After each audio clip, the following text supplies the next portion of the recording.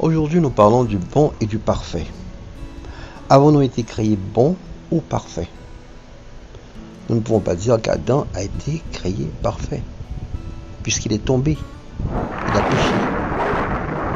D'ailleurs, si nos parents étaient parfaits et ont failli, nous aussi rendus dans l'éternité, nous pourrons aussi faillir. Mais les Écritures nous disent plus loin que parfait veut dire sans faillir en rien.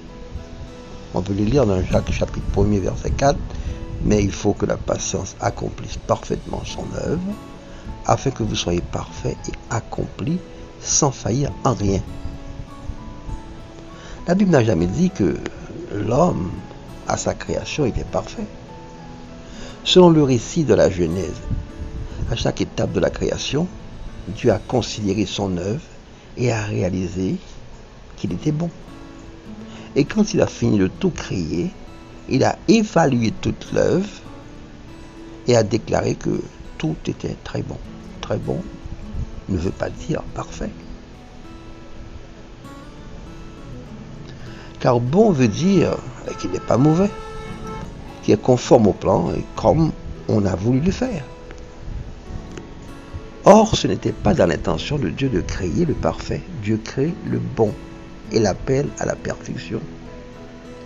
On peut voir cette gradation dans ce verset de Romains 12, verset 2. Ne vous conformez pas au siècle présent, mais soyez transformés par le renouvellement de l'intelligence, afin que vous discerniez quelle est la volonté de Dieu, ce qui est bon, agréable et parfait. Donc on part du bon, on va à l'agréable pour arriver au parfait. Donc cette route n'est pas du tout facile.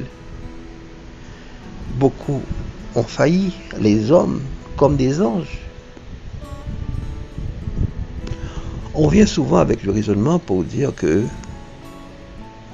comment le Dieu parfait peut créer quelque chose qui était parfait. Mais un constructeur d'avion supersonique peut décider de faire un avion en papier ou en bois pour son enfant. Cela ne le diminue nullement. Et quand on voit dans les Écritures, c'est que Dieu savait que l'homme allait pécher. Et c'est ainsi qu'il a préparé le Christ comme d'un agneau sans défaut et sans tache, prédestiné avant la fondation du monde, selon 1 Pierre chapitre 1 verset 19. En fait, le seul qui est parfait, c'est le Christ. Il n'a pas été créé, il a été engendré du Père, il est sorti du Père, avec les mêmes vertus que le Père. Lui seul est parfait. On peut le lire dans Hébreux 7, verset 28. En effet, la loi établit sauveur et sacrificateur des hommes sujets à la faiblesse, mais la parole du serment qui a été fait après la loi établit le Fils qui est parfait pour l'éternité. Que Dieu vous bénisse.